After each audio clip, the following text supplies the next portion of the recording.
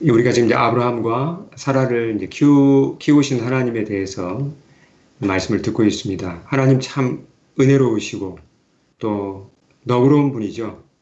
아브라함과 사라를 그렇게 키우시는 걸 보면. 근데 오늘 우리가 읽은 본문을 보면 우리가 좀 혼란스럽습니다. 다시 한번 1절과 2절을 볼까요? 그렇게 은혜롭고 너그러워 보이는 하나님이 오늘 이 본문에 보시면 어, 정말 좀 이해하기 힘든 명령을 하십니다. 자, 우리 같이 한번 읽어보겠습니다. 한 목소리로 읽겠습니다. 시작.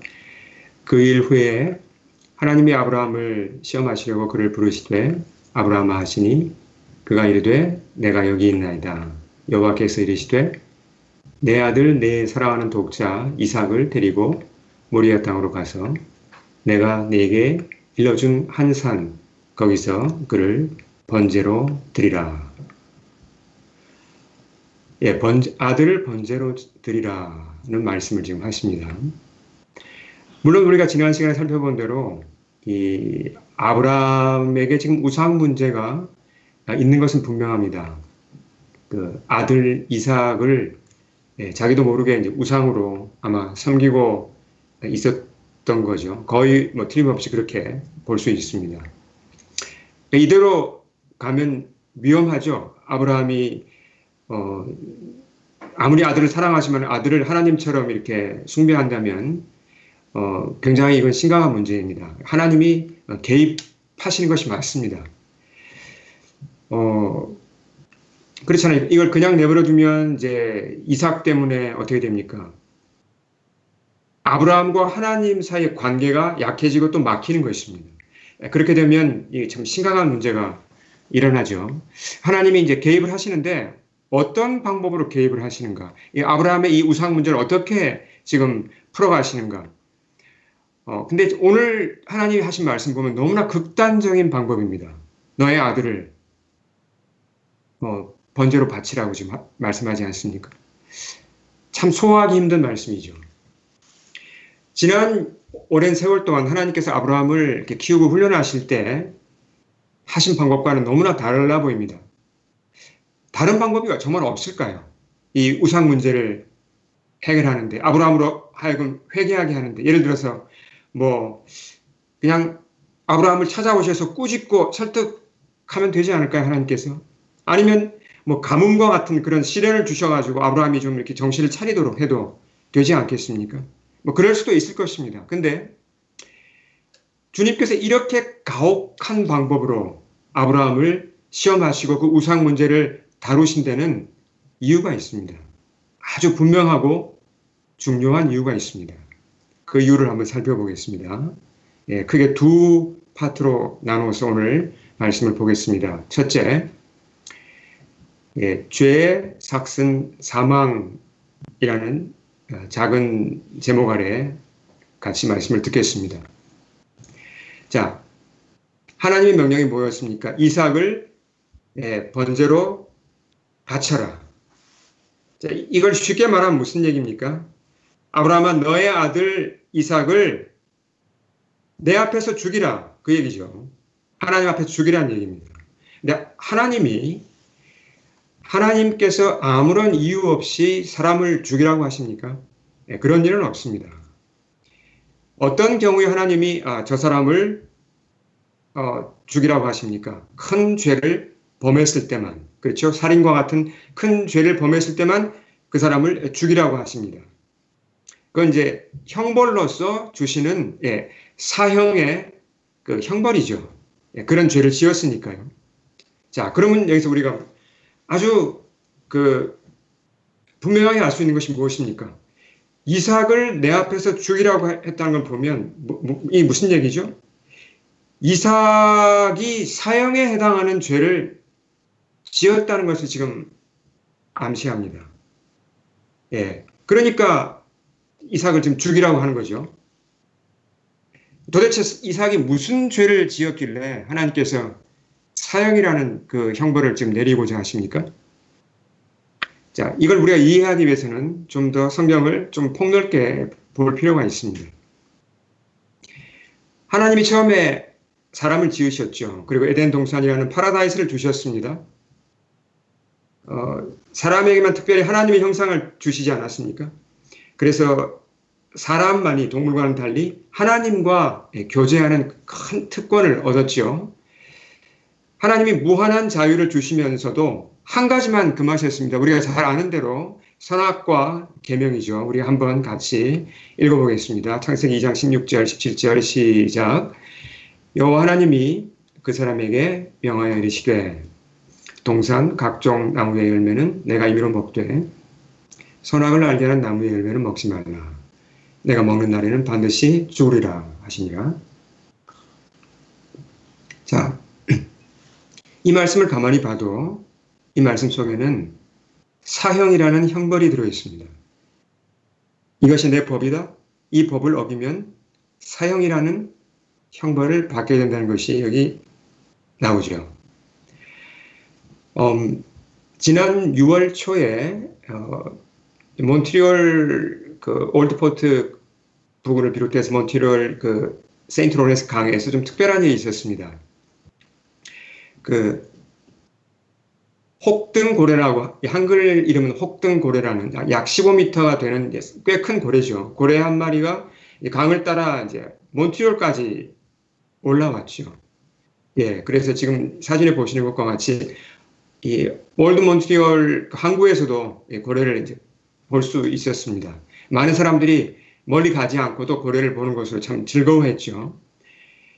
근데 이 고래가 며칠 못 되어서 죽었습니다. 참 안타까운 소식이었는데, 고래는 원래 어디에 살도록 창조된 포유류죠?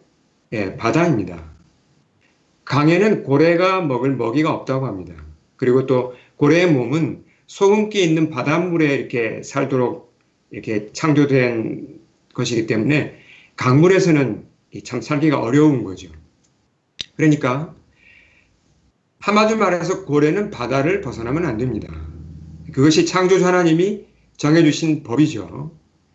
자, 그럼 이 법이, 고래는 바다를 벗어나면 안 된다. 이 법이 고래를 억압하고 또 불편하게 하는 법입니까? 아니죠.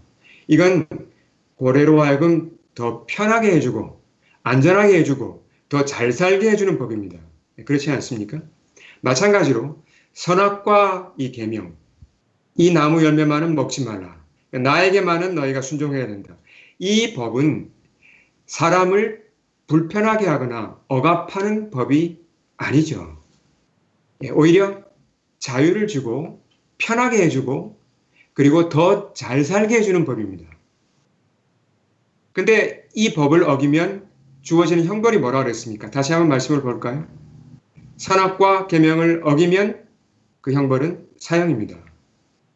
자, 한번 생각해 보죠.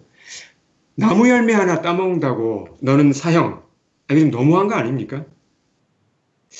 주님이 도대체 이 선악과를 따먹는 이 죄를 왜 이렇게 가혹하게 보일 정도로 엄하게 다루실까요?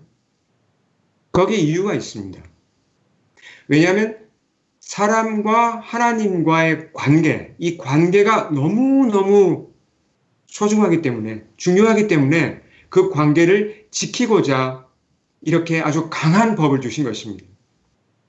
자, 이 관계가 깨어지면 어떻게 됩니까? 하나님과 사람 사이의 질서, 이 관계가 깨어지면 사람은 더 이상 사람답게 살지 못합니다.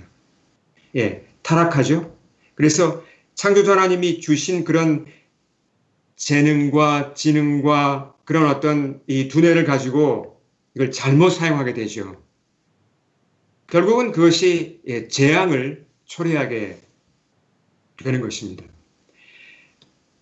그러니까 하나님께서 그걸 아시는 거죠. 내가 너에게 이런 큰 자유를 주고 큰 재능을 주고 나의 이미지를 나눠주지만 너희가 나에게는 순종해야 한다. 이 법은 지켜야 한다. 이건 이 법을 지키지 못하면 너희는 죽을 수밖에 없다. 그래서 이 법이 손상되지 않게 철저히 지키려고 그 목적 가운데 절대로 못 어기게 하려고 사형이라는 형벌을 거기다가 두신 거죠. 그 법이 선악과 나무에 이렇게 걸려 있었던 것입니다. 자, 세상에도 여러 가지 법들이 있습니다. 그리고 법을 어기면 어떻게 됩니까? 처벌받죠. 예. 최근에 제가 한국 뉴스를 보니까 그 아동 성 착취물 이 사이트를 운영하다가 적발되어서 지금 이제 문제가 되고 있는 이 그 손모 씨가 지금 감옥에 들어가 있죠. 근데 이분이 참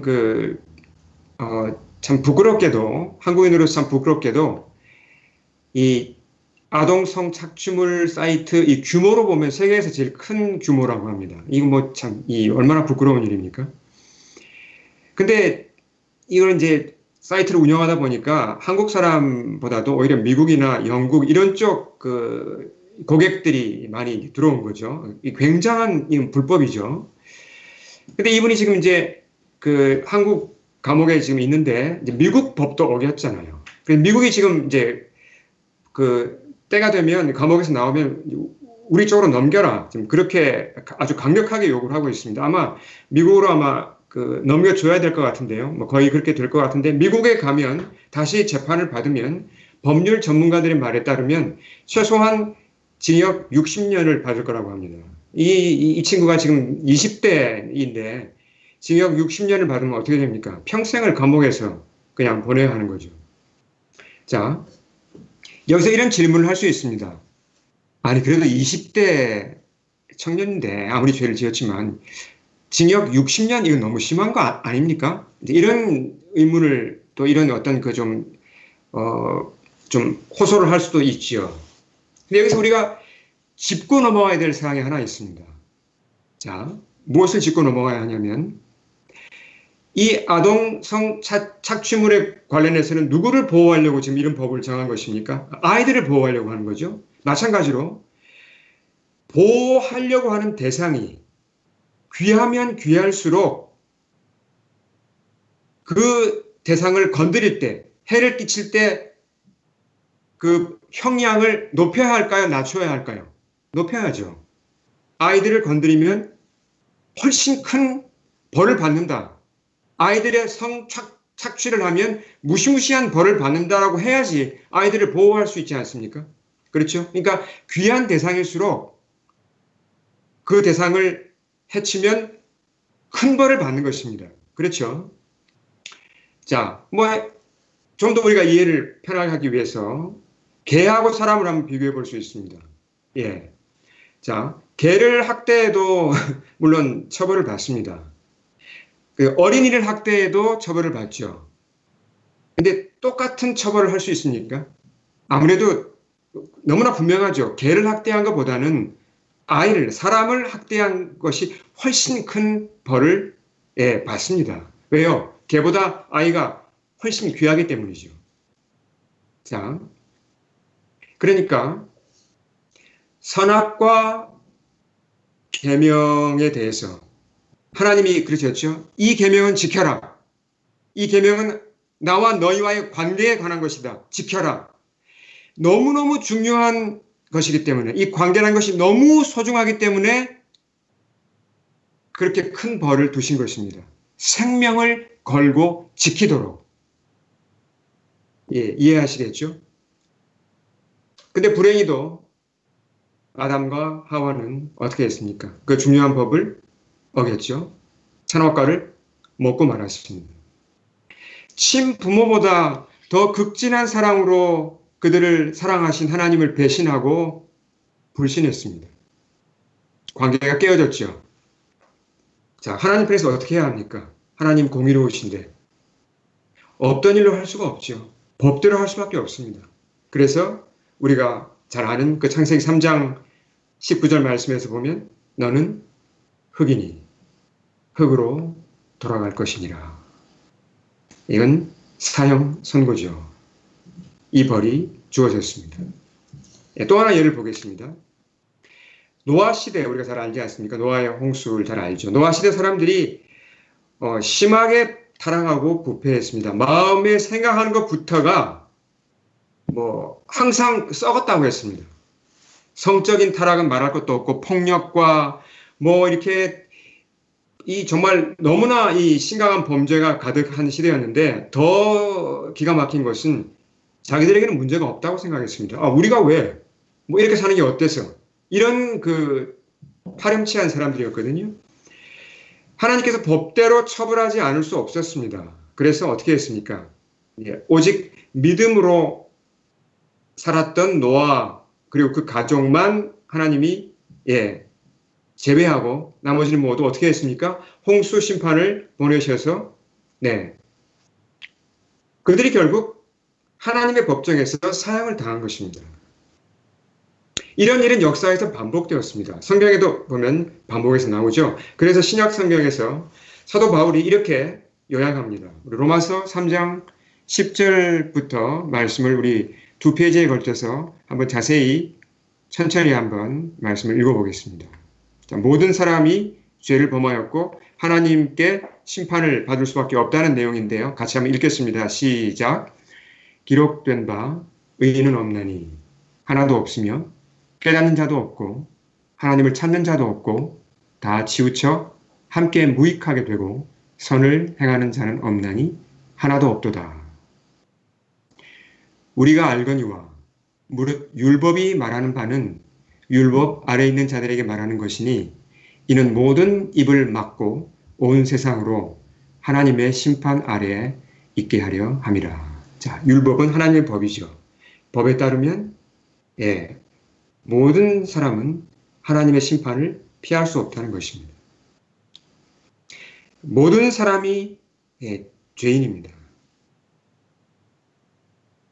모든 사람이 심판 아래에 있다고 성경은 분명히 선포합니다. 자, 아브라함으로 다시 돌아가 보겠습니다. 아브라함이 자란 가정이 어떤 가정이었습니까? 여호수아서 24장 2절을 참조하면 우상 숭배하던 가정이었습니다. 그 당시에는 아버지가 우상 숭배를 하면 그 집 전체가 다 같이 우상 숭배를 하는 거죠. 그러니까 아브라함은 출신이 별로 이렇게 좋지 않죠. 뼈대가 별로 없는, 영적으로 볼 때 뼈대가 없는 집안이죠. 아브라함은 부르심을 받은 후에도 이제 내가 하나님을 따라가야지. 부르심을 받은 후에 물론 믿음으로 살았지만 그러나 그가 범죄하지 않았습니까? 범죄했습니다. 예를 들면 아들에 대한 간절한 소원 때문에 하나님께 범죄했죠. 이게 우상이 돼가지고 이것 때문에 참 불신에도 시달리고 여러 번 하나님의 마음을 아프게 했습니다. 자, 출애굽기 22장 20절 같은 걸 보시면 하나님 분명히 선포하십니다. 우상 숭배에 대한 벌이 뭐죠? 그것은 사형입니다. 그 외에도 아브라함이 여러 죄를 범했습니다. 사라는 어떻습니까? 마찬가지입니다. 아브라함의 부족 전체가 다 죄인이죠. 하나님 앞에 핑계할 수 없는 죄인입니다. 자, 그럼 하나님을 따라간다고 무조건 죄가 다 없던 일로 됩니까? 그렇지는 않습니다. 여전히 죄인입니다. 다만 주님께서 어떤 특별한 이유 때문에 그 미래에 일어날 특별한 어떤 그 사건 때문에 그냥 잠시 죄를 눈 감아 준 것입니다. 그러나 언제라도 거룩하신 하나님이 내가 너희들의 죄를 지금 한번 봐야겠다. 법대로 한번 해봐야겠다. 하나님이 원하시면 아브라함의 부족을 포함해서 어떤 사람이라도 하나님 앞에 서서 그 심판대에 서서 자기 죄에 해당하는 벌을 받을 수밖에 없는 것입니다. 성경의 가르침이죠. 자, 아브라함이 그런 예를 보았습니까? 하나님께서 안 되겠다. 내가 저 사람들은 심판해야겠다. 이런 예를 본 적이 있습니까? 있죠. 어디서 보았습니까? 소돔과 고모라에서 보았습니다. 눈으로 똑똑히 보았습니다. 그 부패한 소돔과 고모라, 하나님이 기회를 주셨으나 끝까지 회개하지 않았을 때 하늘에서 무엇이 내렸습니까? 불과 유황이 비처럼 내려서 그 두 도시를 완전히 멸망시켰죠. 하나님께서 사형에 처하신 것입니다. 오늘 우리가 읽은 본문 창세기 지금 화면에 보이시는 본문 22장 2절 이제 아브라함을 시험하셨다고 했는데 이 하나님의 말씀은 정확하게 말해서 내가 너와 너의 집을 심판하겠다. 너의 죄에 해당하는 그 형벌을 집행하겠다는 하나님의 선언입니다.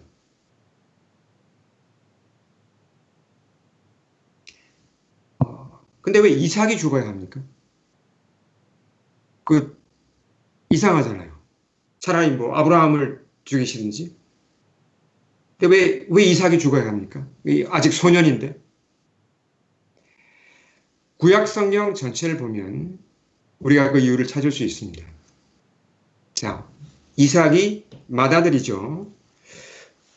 구약 시대에 맏아들은 그 집안의 대표였습니다. 예. 그러니까 아브라함 집안의 현재 대표는 누굽니까? 이삭입니다. 그래서 하나님께서 대표로 이삭의 생명을 거두어 가겠다고 하시는 것입니다.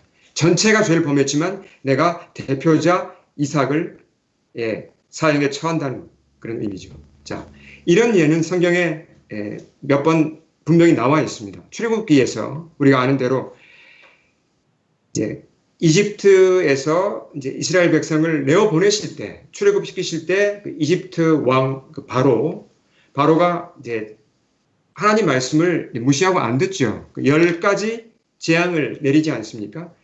10째 재앙이 무엇이었습니까? 우리가 아는 대로 장자를 친 것인데 이 10째 재앙은 재앙이라기보다는 좀 더 정확하게 표현하면 심판입니다. 자, 바로와 이집트 백성들은 여호와 하나님 앞에서 죄인입니까? 아닙니까? 죄인이죠. 그들 모두가 사형을 당해도 아무 할 말이 없습니다. 하나님은 누구만 사형에 처하셨습니까? 이집트의 각 가정의 맏아들, 장자들만 치셨습니다. 그들이 가정의 대표이기 때문이죠. 자, 그러면 그 당시에 이스라엘 백성은 왜 심판을 받지 않았죠? 그들이 죄가 없었습니까? 아닙니다. 죄 있었죠. 그들 똑같이 죄인입니다. 다만 한 가지가 달랐습니다. 뭐가 달랐죠? 그들은 하나님을 믿었고 그리고 말씀에 따라서 각 집에 문설주에다가 어린 양의 피를 발랐죠. 예. 이 믿음 덕분에, 이 피 덕분에 그들은 장자의 죽음을 모면할 수 있었던 것이죠. 자, 두 번째 파트로 가보겠습니다.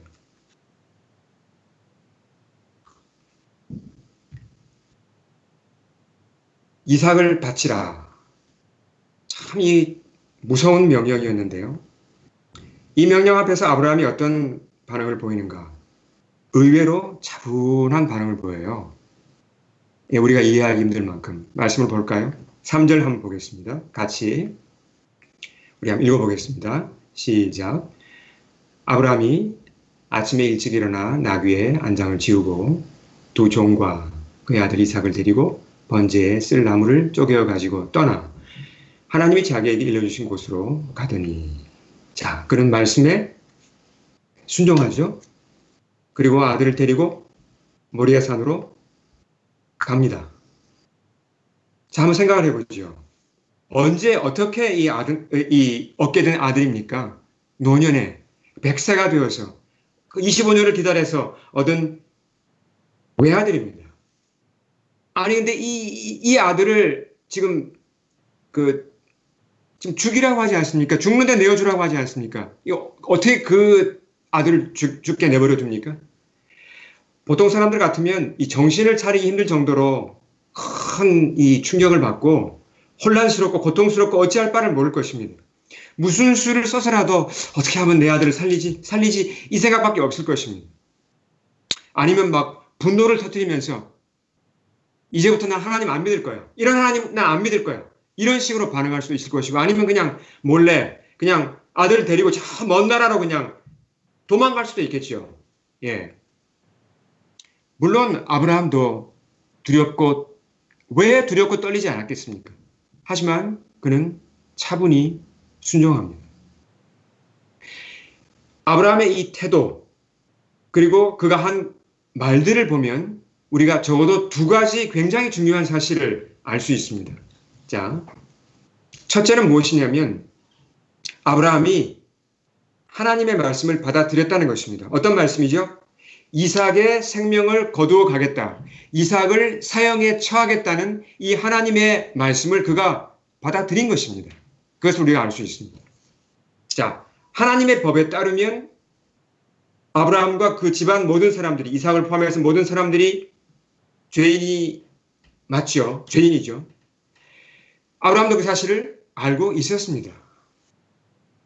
주님이 법을 집행하겠다고 나서시면, 지금은 내가 너희의 죄를 내가 보응하리라 하시면 아무 변명도 할 수 없이 그냥 그 벌을 받을 수밖에 없다는 것 아브라함이 잘 알고 있었을 것입니다.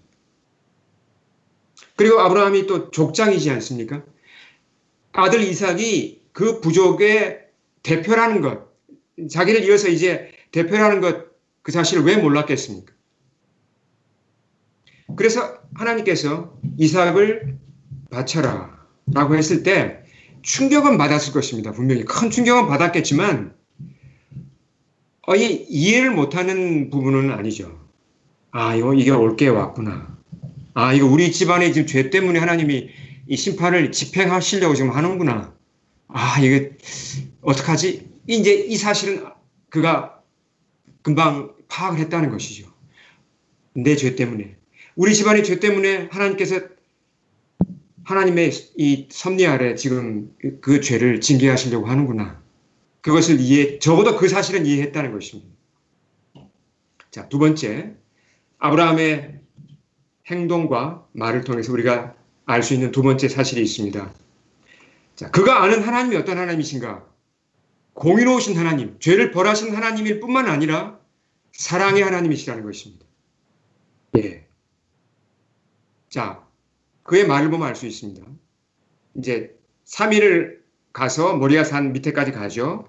이제 이삭과 또 하인들과 같이 갔습니다. 근데 하인들에게 이제 너희는 여기에 머물러 있어라. 그리고 이제 내가 그 아이와 함께 간다고 하면서 자, 뭐라고 하는 말을 이 아브라함의 말을 한번 5절 같이 한번 읽어보겠습니다. 시작. 너희는 나귀와 함께 여기서 기다리라. 내가 아이와 함께 저기 가서 예배하고 우리가 너희에게로 돌아오리라. 자, 분명히 뭐라고 그랬습니까? 내가 아이와 함께 가서 예배하고 혼자 돌아온다 그랬습니까? 우리가 함께 돌아온다 그랬습니까? 네, 같이 아이와 같이 돌아온다 그랬습니다. 이게 빈말일까요? 아닙니다. 이건 빈말이 아닙니다.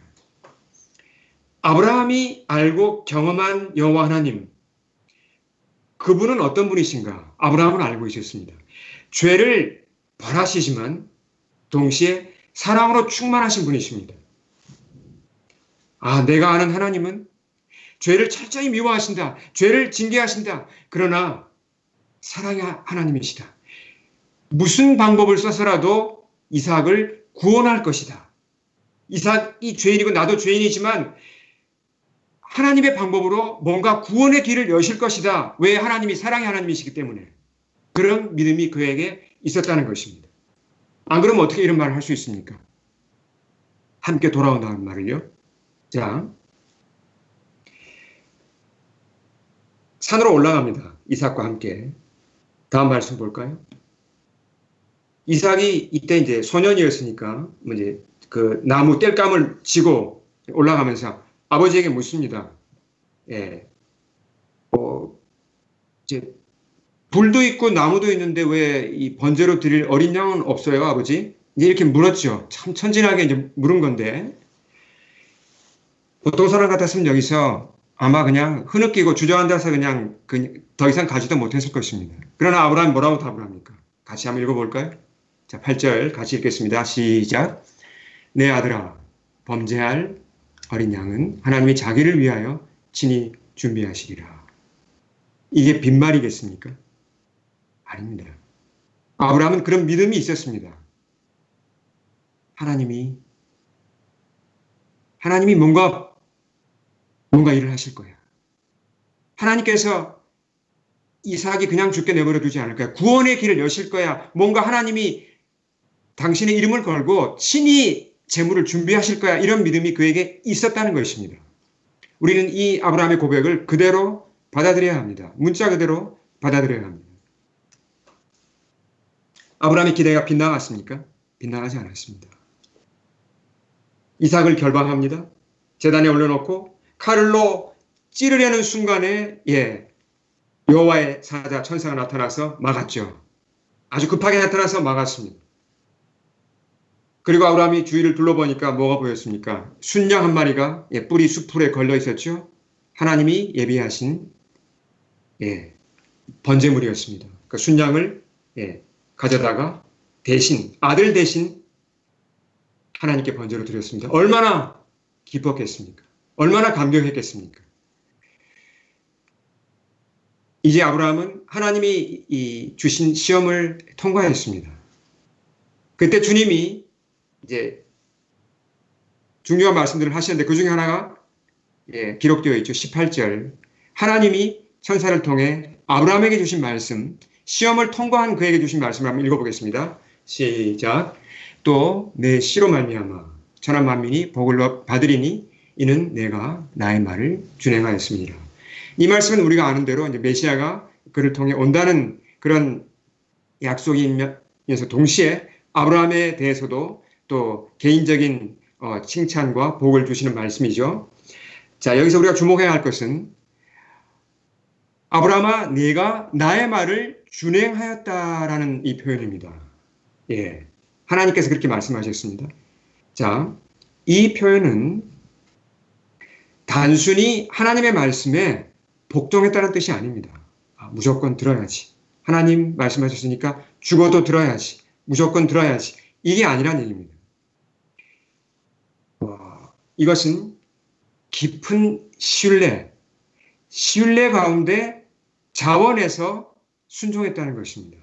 아브라함이 하나님을 알았습니다. 내가 경험한 하나님, 내가 몇십 년 동안 경험한 하나님, 그냥 이삭을 죽게 할 뿐 아니다. 죄를 심판하지만 구원의 길을 여실 뿐이다. 나는 그분의 사랑을 안다. 이 신뢰가 있었습니다. 그 신뢰 가운데 그가 자원해서 순종한 것이죠. 네, 이것을 하나님께서 크게 인정하시고 칭찬하셨습니다. 자, 우리는 이제 충분히 짐작할 수 있습니다.